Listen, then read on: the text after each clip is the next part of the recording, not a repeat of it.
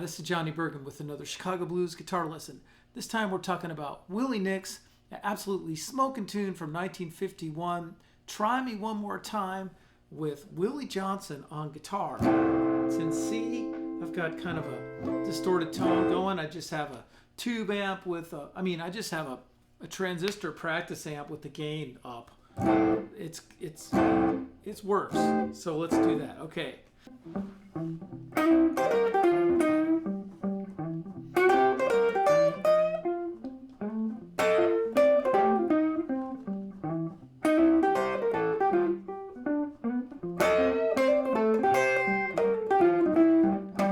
Hurry home, baby. Try me one more time. Hurry home, baby. Try me one more time.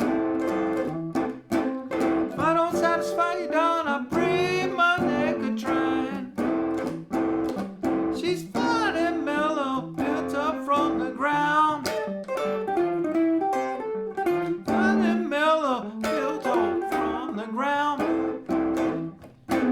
Every time she loved me, made my love come down.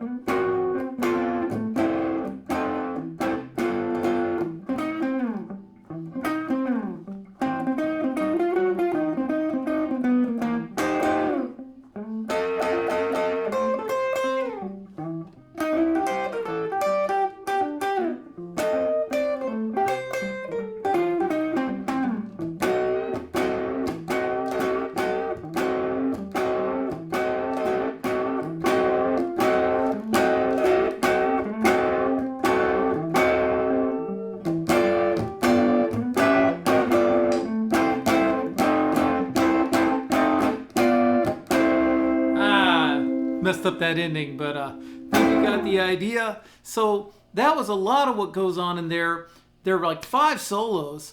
I don't really count the intro as a solo. It's more of a setup. And, there's a lot to each one of them. And I just love Willie Nix. Willie, he was a singing drummer, which that itself is really cool. And he just had this personality that jumps out of the record. I think of LPs as like movies.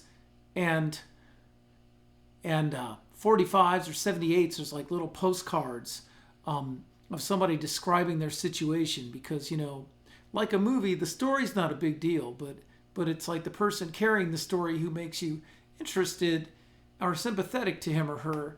And there's only 2 verses in this whole song, and you have this feeling that it could just go on and on all night long, and then you just immediately are follow the adventures of this sort of likable, roguish guy.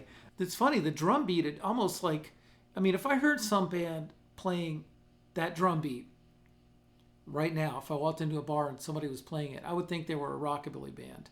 But, this is just that golden age where it was all mixed up. I love the bounciness of this one,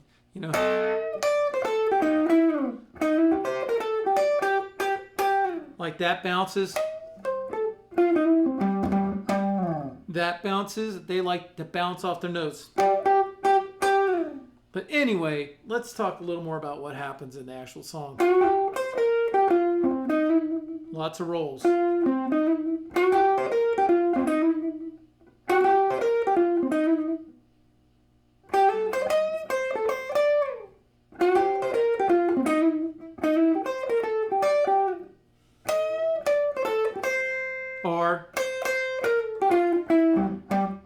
So those licks are kind of like an intro, and you've just got your 3rd finger on the 10th fret of the G string. Real typical stuff so far. Whoops. And then that's a roll from the 10th G string to the 10th 12th string. Reach out your pinky on the 11th fret. And now 10th fret G string, 10th fret B string.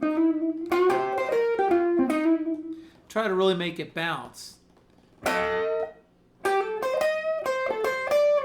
he answers it with that eventually to be on the 4. It kind of fits out of this chord. 10th fret B string, 11th fret E string. Ends on the 10th fret of the E string, and that note comes up a lot.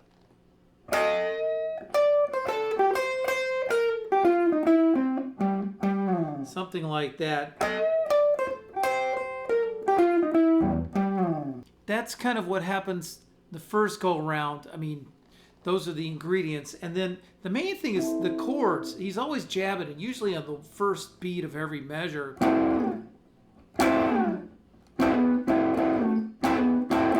And then he'll answer it in some way. So this is a C6 chord. It's like this C chord with your pinky on the 10th fret of the B string. That's the 6th part of it.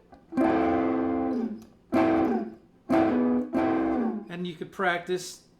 So you got 10, 9, 10, 8 on the D, G, B, and E strings.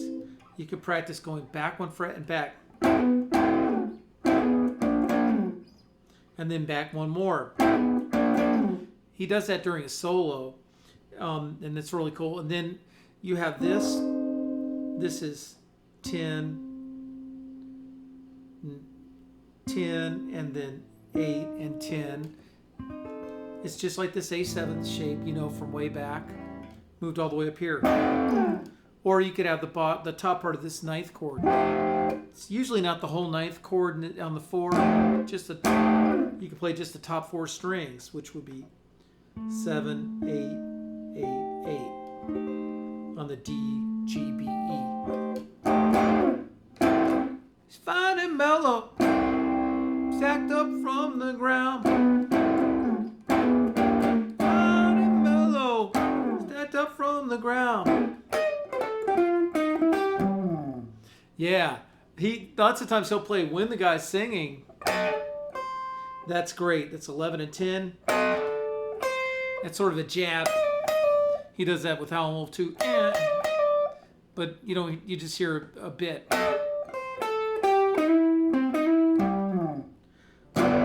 And then I just slam on the whole 5 chord with the low E string as the bass, 10th fret.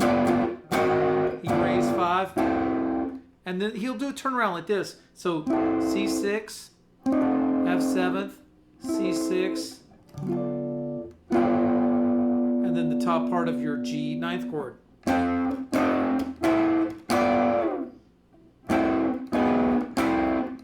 You could even sub it with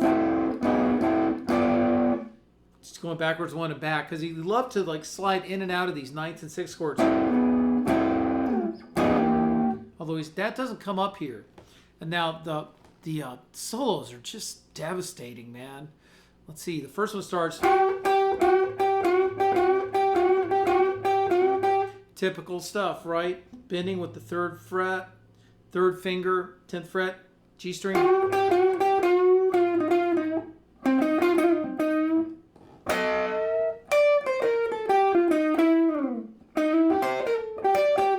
I love that.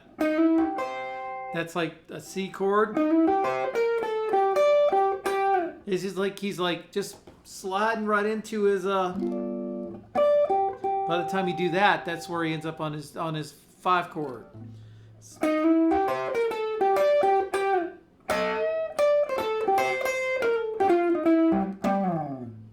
And then a really good.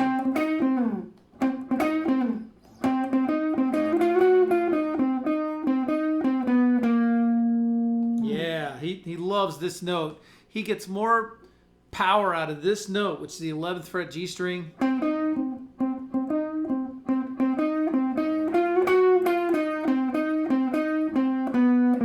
Amazing. Just right there in the 8th and 10th fret of the D and G string. But then we just extends it just a hair, and it just gets so much out of there.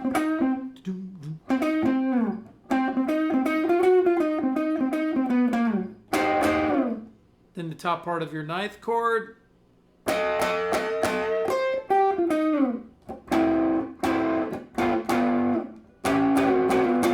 That's great.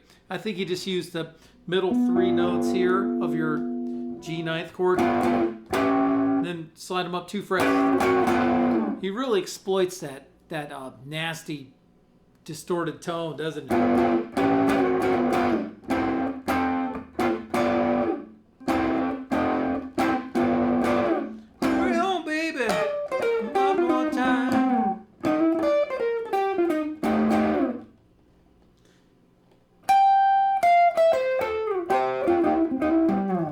And then, of course, that's another famous lick. He'll go to this C position.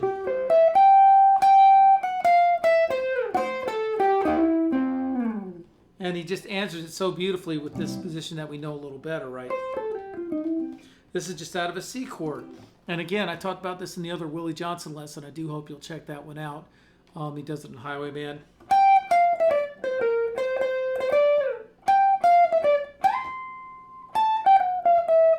Something like that, but that's a different song. So he'll throw that in, and he throws it in the 4, but it sounds great. So gosh, man, this is just it's just so much. I mean, it's really worth it to learn these solos note for note, which I'm just sort of, this is not totally a note for note lesson. I'm going to go to the end real quick. This is that diminished chord, which is 10, 11, 10, 11. See the tugs? It would be kind of lame if it was just... It's not really the same. 4.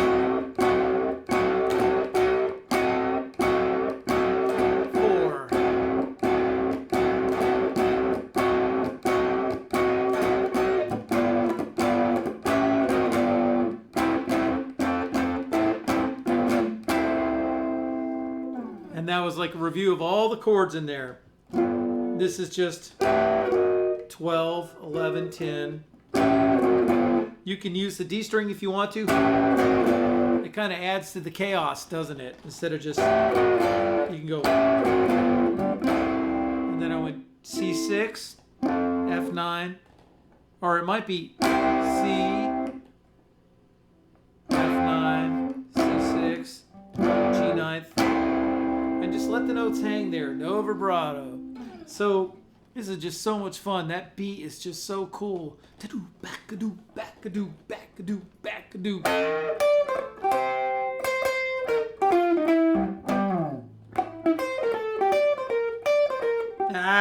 Here we go.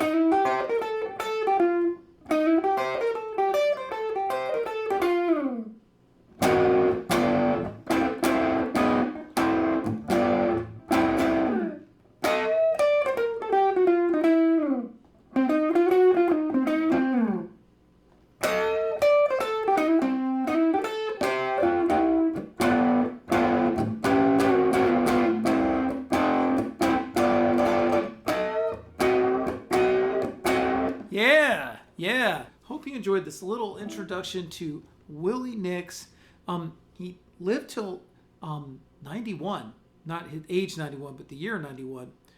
And so if any of you guys ever met him or anything like that, saw him perform, I mean, that would be great. I love his personality and the way it jumps out at you. And of course, Willie Johnson is just so worthwhile to just get a good groove going and try to play in that unadorned, distorted style,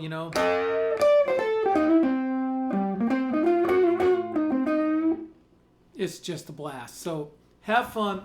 I hope you enjoyed this, and see you next time. Subscribe to my channel. Join me on Patreon. See you next time. Thanks.